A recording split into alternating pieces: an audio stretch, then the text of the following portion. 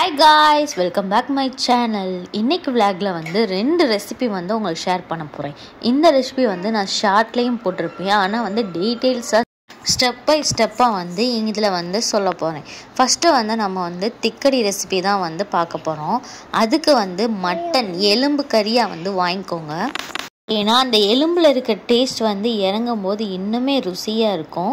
இதுக்கு தேவையான இன்க்ரீடியண்ட் வந்து வெங்காயம், வெள்ளைப்பூடு, இஞ்சி, சோம்பு, மிளகு, பட்டை, ஏலக்காய், கிராம்பு இதெல்லாம் வந்து மிக்சியில் ஒரு சுற்று போட்டுட்டு அதுக்கப்புறம் ஒரு கைப்பொடி அளவு வந்து தேங்காயும் போட்டு நல்லா அரைச்சி எடுத்துக்கோங்க. அதை எண்ணெய் ஊற்றி அதை அப்படியே அந்த அரைச்சி வச்ச விழுதை போட்டு நல்லா வதக்கிக்கோங்க. கொஞ்சம் பச்சை வாசனை போன அப்புறம் தக்காளி 2 தக்காளியை கட் பண்ணி போட்டு வதக்கிடுங்க.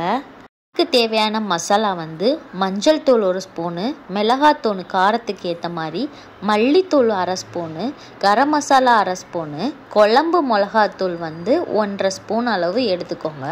அதை எல்லாத்தையும் மிக்ஸ் பண்ணி வதங்கின மசாலாவை கூட இந்த மசாலாவை சேர்த்துக்கோங்க. நல்லா மசாலா வாசனை போகிற வரைக்கும் நல்லா வந்து வதக்கி எடுத்துக்கோங்க. அதுக்கப்புறம் நம்ம வந்து மட்டனை வந்து ஆட் பண்ணிக்கலாம்.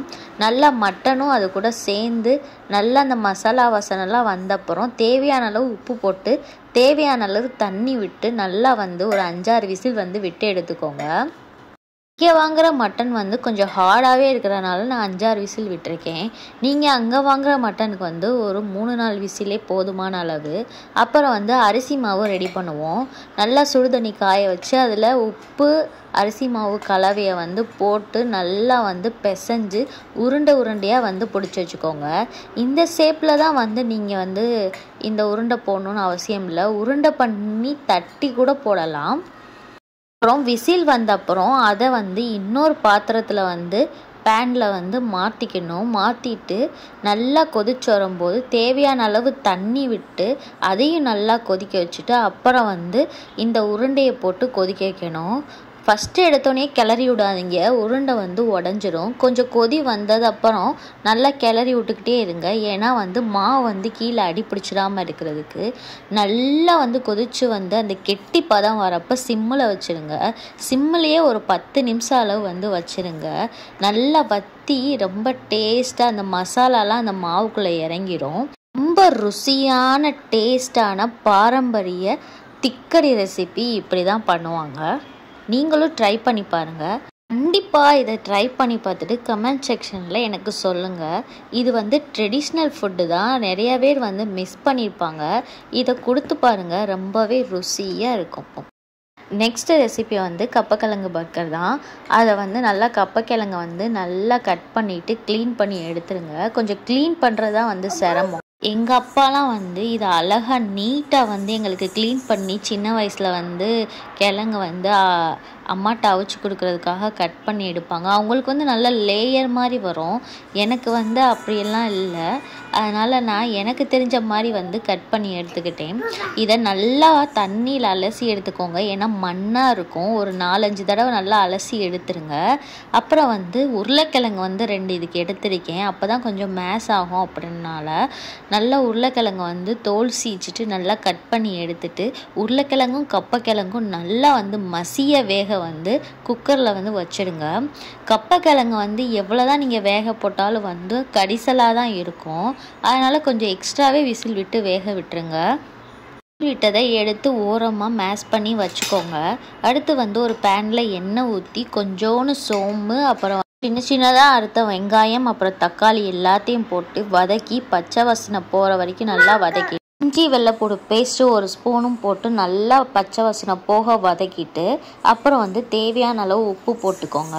நல்லா வதங்கின அப்புறம் மசிச்சு வச்ச கப்பக்கிழங்கையும் நல்லா போட்டு வதக்கிட்டு மிளகாத்தூள், மல்லித்தூள், கரம் மசாலா தூள், சீரகத்தூள் போட்டு நல்லா வதக்கி எடுத்துக்கோங்க. ஈரம் போக வதக்கி நல்லா ட்ரை ஆனோடனே அதை வேற ஒரு தட்டில் மாற்றி நல்லா ஆற வச்சுட்டு அடுத்து வந்து ஒரு கிண்ணத்தில் வந்து முட்டை அப்புறம் உப்பு போட்டு மிக்ஸ் பண்ணி வச்சுக்கோங்க. இன்னொரு கிண்ணத்தில் வந்து மைதா, பெப்பர், அப்புறம் வந்து ஜிஞ்சர் கார்லிக் பவுடரும் வந்து ஆட் பண்ணி மிக்ஸ் பண்ணி வச்சுக்கோங்க. அடுத்து வந்து பேஸுக்காக வந்து டொமேட்டோ சாஸ், அப்புறம் வந்து மிளகு, உப்பு, சோயா சாஸ், அப்புறம் வந்து சில்லி ஃப்ளாக்ஸ் இதெல்லாம் சேர்த்து ஒரு இதில் கலந்து வச்சுக்கோங்க. கட்லெட்டுக்கு வந்து நம்ம முட்டையும் அப்புறம் மைதாவும் வச்சுருக்கோம்ல, அதை டிப் பண்ணிவிட்டு வந்து தவாவில் வந்து ஃப்ரை பண்ணி கட்லெட் மாதிரி எடுத்து வச்சுக்கோங்க. அப்புறம் நம்ம மிக்ஸ் பண்ணி வச்ச சாஸை வந்து பன்னோட ஒரு சைடு வந்து அப்ளை பண்ணிவிட்டு அப்புறம் வந்து ஒரு சீஸ் ஸ்லைடு வந்து வச்சு தோசைக்கல்லில் கொஞ்சம் பட்ரு போட்டு கொஞ்சம் மெல்ட் ஆகிற மாதிரி வந்து லைட்டாக வந்து ஹீட் கொடுத்து எடுத்துக்கோங்க. இன்னொரு சைடு ப்ரெட்டில் வந்து மயோனஸ், அதுக்கு மேலே முட்டைக்கோசு, அதுக்கு மேலே தக்காளி, அதுக்கு மேலே நம்ம செஞ்சு வச்ச இந்த கப்பக்கிழங்கு கட்லெட்டையும் வந்து மேலே வச்சுக்கோங்க.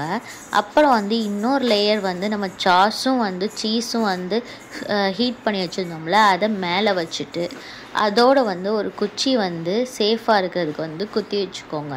நீங்கள் நினச்சி கூட பார்த்துருக்க மாட்டீங்க, கடையில் கூட இவ்வளோ டேஸ்ட்டாக இருக்குது. கப்பக்கிழங்கு வச்சு நம்ம செஞ்ச பர்கர் வந்து அவ்வளோ டேஸ்ட்டாக இருந்துச்சு. நோம்பு டைம் வேறு நெருங்கிடுச்சு. இந்த டைமில் வந்து இஃப்தாருக்கு வந்து என்ன செய்கிறதுனே தெரியாமல் இருக்கும் நம்மளுக்கு. அப்போ வந்து இந்த ரெசிபியெல்லாம் செஞ்சு கொடுங்க. கிட்ஸும் வந்து என்ஜாய் பண்ணி சாப்பிடுவாங்க, நீங்களும் என்ஜாய் பண்ணுவீங்க, டிஃப்ரெண்ட்டாகவும் இருக்கும். நீங்கள் ட்ரை பண்ணி பார்த்துட்டு கமெண்ட் செக்ஷனில் எப்படி இருந்துச்சுன்னு என்கிட்ட சொல்லுங்கள். இந்த விளாக் வந்து உங்களுக்கு பிடிச்சிருக்கும்னு நினைக்கிறேன். 2 ரெசிபியும் வந்து நான் ஷார்ட்லேயும் போட்டிருக்கேன், அது வந்து டீட்டெயிலாக இல்லைன்னு சொல்லிட்டு உங்களுக்காக விளாக்லேயும் போட்டிருக்கேன். கண்டிப்பாக பார்த்துட்டு உங்களுக்கு பிடிச்சிருந்துச்சுன்னா லைக் பண்ணுங்கள், ஷேர் பண்ணுங்கள், சப்ஸ்கிரைப் பண்ணுங்கள். அடுத்த விளாகில் இஃப்தாருக்காக நிறைய ரெசிபி உங்களுக்காக கொண்டு வரேன். இந்த விளாகில் நான் இதோட கிளம்புறேன். நீங்கள் பார்த்து என்ஜாய் பண்ணி ட்ரை பண்ணுங்கள். பாய் பாய், அஸ்ஸலாமு அலைக்கும்.